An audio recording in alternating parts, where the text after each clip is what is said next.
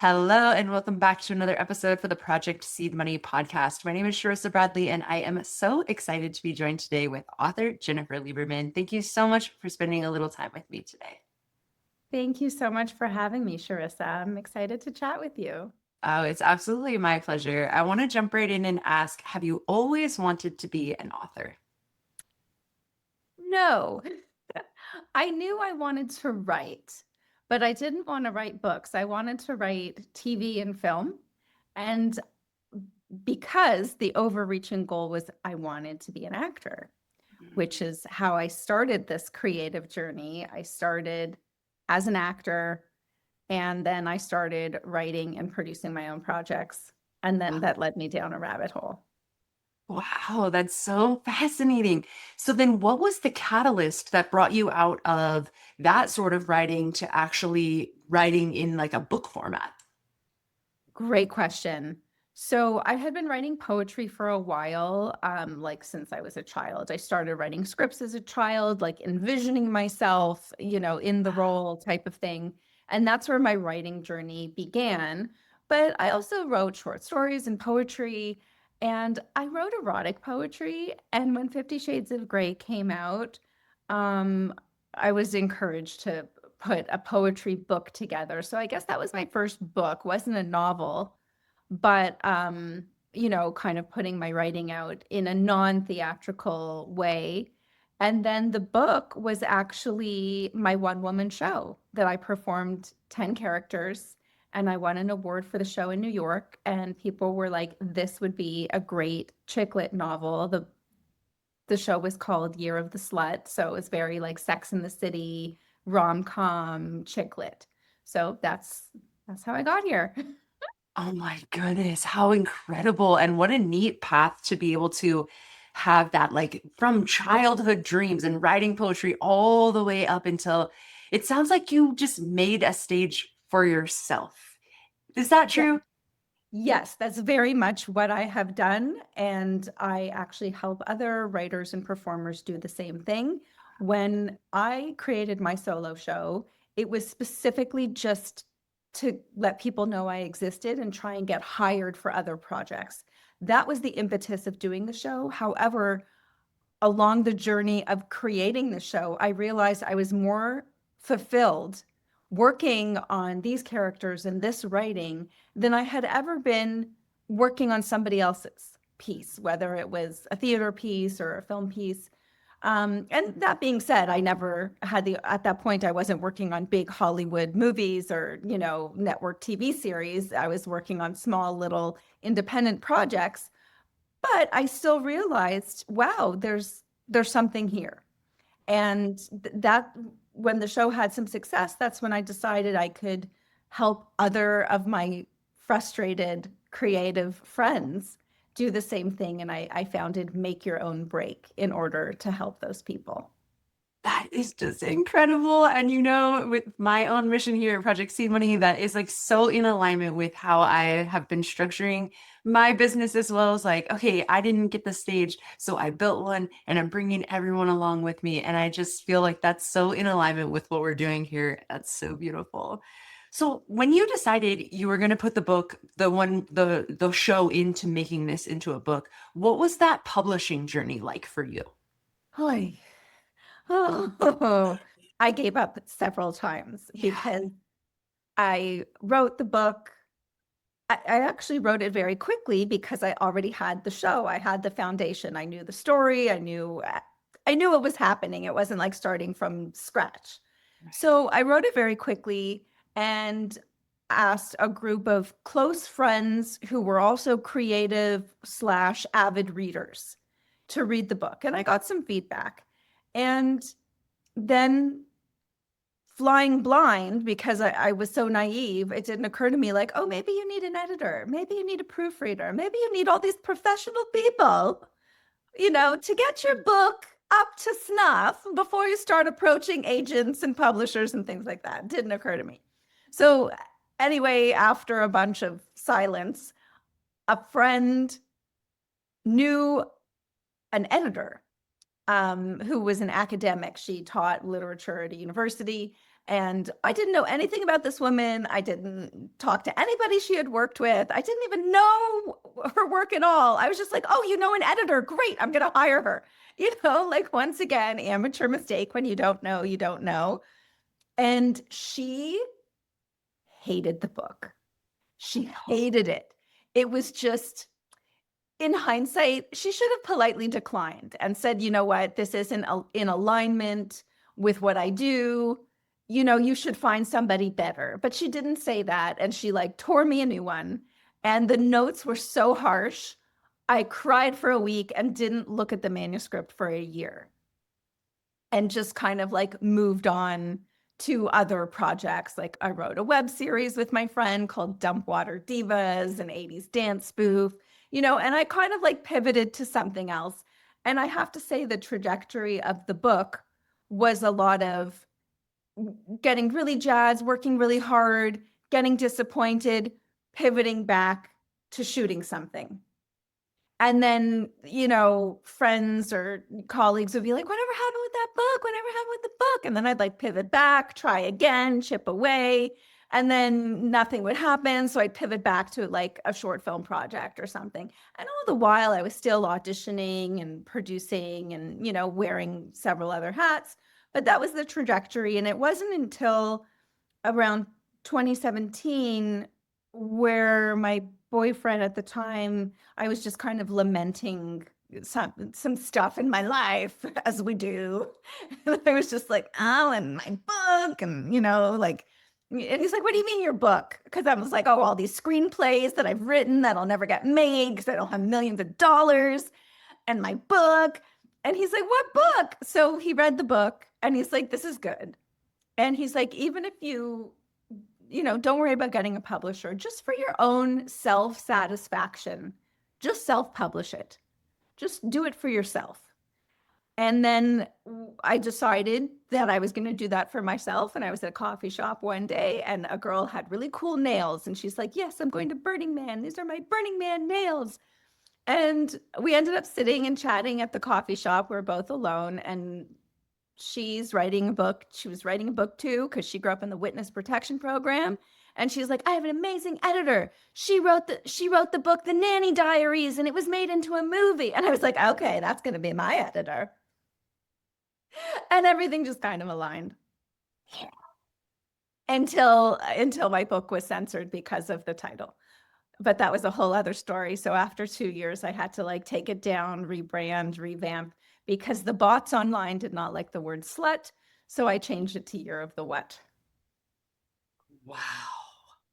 And you self-published. So you have full control, full freedom over your book and your titles. And even when that did happen, I mean, yeah, it's a hiccup, but you were able to just manage it yourself then. Yeah, you know what? I just pivoted, right? Yeah. And I was like, okay, like theatrically, the title worked. It got butts in Yeah. seats, which is the Yeah. most important thing in theater. And then I have shopped it around with producers, and I've had some interest, but every person has said to me, if we make this, we're going back to the original title. And I was like, well, I never wanted to change it in the first place. It was the bots. There were bots. You know? They mess everything up for all of the author community. It's like we always come back to this, like the algorithm, the bots, the AI, right? Like it always kind of comes back down to this. It's a feminist piece. Yes, I wouldn't want you to change it. I definitely wouldn't. I wonder, I feel like it's almost redundant to ask, but when you were going through this process, you went back and forth and back and forth. When you were going through that, were you facing self-doubt? All the time. That's why I kept giving up. You know what I mean? Like I kept giving up. And if it wasn't for my artistic community of friends and colleagues and loved ones, you know, if it literally wasn't for that old boyfriend who is like, just do it for your own, because he's like, with the book, like it's done. Like once you put it in the world, it's done. Unlike a movie where you have like you write it and then it's just step one out of 20,000 more steps and 20 million more dollars that you need in order to get to the finish line. So Like he helped me literally. reframe. And yeah, but of course, like so much self-doubt, every day self-doubt. Every time I'm like about to like hit post, to promote the book, it's like, you know what I mean? Like, do I, nobody I do. cares. What's the point? Oh my goodness, I totally do it. That's so relatable. So you've spoken to having the community and these people around you that have your back. I also wonder, have you developed any tools that kind of give you that ability to kind of push through, like even in the writing or in the publishing process, for yourself? Or is it mostly that the community comes in and gives you the push that you need? Yeah, so you know, certain projects there is that self-motivation. Like I have a feature film right now that I'm spearheading that I wrote that's like my baby, you know, and I don't need any motivation with that. You know, I need encouragement to send emails to people that I feel like are out of my league, you know, but the passion and conviction to get that project made, I don't need any help. So I think it's kind of a case by case, but I'm really not good at self-promotion. And I feel really icky about it. And I've done some like workshops and I've done some things to try and like figure out my self-promotion and not an icky feeling way. And I do feel like that with my consulting services and my workshops where I'm teaching because I know I'm like adding value. I know I'm helping someone get from A to B. So that stuff, like, I don't feel like it's self-promoting. I feel like I'm actually providing like a service that is really helpful. Like, I believe in what I can help people do. But it's just the whole me stuff that's so meh. That's why we have to have conversations like this, Jennifer, so people can see your authenticity and see how real you are. And then they want to read more about your story because that's the Oh, next natural step, right? thanks. Yes, of course. I wonder my next question is about after you publish the story. So once it is actually in the world, I wonder if you faced any feelings of vulnerability. Well, of course. And, you know, also because my book is written in first person and there are some parallels with my life. So a lot of people are like, is this about you? Is this your story? And it's loosely based on my experiences. And then, like, I wish I was Carrie Bradshaw, but I'm not. So I envisioned if I was what my life would be like. And that's kind of where the book came from. You know, Oh, so that's also challenging because I feel like a lot of people kind of assume it's about me and my life. And it's like, yeah, I wish. Yeah, I wish I was that cool. that's the gift that we get when we get to put words on pages. We get to make those changes ourselves and have that vision and that time spent in the story. That's so beautiful. Yeah, yeah. So, but the vulnerability, I've had this conversation with so many artists over the years, like actors, writers, musicians. I think the vulnerability and the self-doubt and that self-reflection is actually what drives us to be better artists. Because if we just had this like, you know, outright self-confidence, we would never be critical of our own work. And it's that ability to look at our work with a critical lens and be like, no, this can be better. This isn't working, you know, or even just getting feedback from somebody and hating the feedback.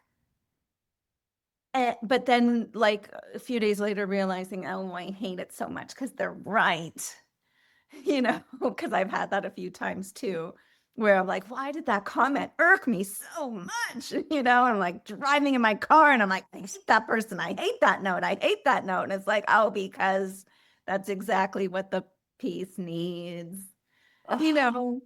So yeah, it's like a roller coaster. Like you think the characters are on a roller coaster, the artist is on like a crazier. Yes. Oh my goodness. Yes. I think that my audience is going to find that so relatable and feel comforted by the fact that they're not alone in that roller coaster. And that is what most of us are feeling on a regular basis. And I think that's why it's important to have a community of creative friends. You know, they don't have to be doing what you're doing because regular people just don't understand. They just don't get it. Like, It has to be the friends that are also doing the 10 hats, right? Like, because then they're gonna get it and the vocabulary is gonna land and you're gonna feel seen and not like an alien, which we often can feel like. yes, I have quite a few friends that I grew up with that elementary school, high school, and of course relatives, loved ones. But I'm yeah, I'm like this weirdo vagabond gypsy that they just don't get. And that's okay. They don't need to get me as long as I have my people who do. Yes. Oh, yes. Get your community, find your community. Can you Yes. please tell us where everyone can find you, where they can find your business and get that support, and also where they can find your books? Yes. So my Instagram is the @ I am Jen Lieberman. That's one of the easiest ways to find me. And then I also have a website for my business, and the website is makeyourownbreak.com. Pretty easy. And my books are available on Amazon. So, Year of the What is my novel. And I have a new book called Independent Theater Production for the 21st Century in 7 Simple Steps.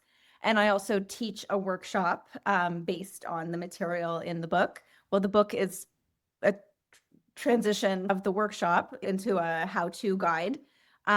So those are all on Amazon. Amazon's the best way to find me. You can just type in my name, Jennifer Lieberman. And then, of course, my website has links to the books and all of that stuff. Perfect. Thank you so much. I'll make sure to have all those links in the description so that it's easy to find you. And I just have one last question for you.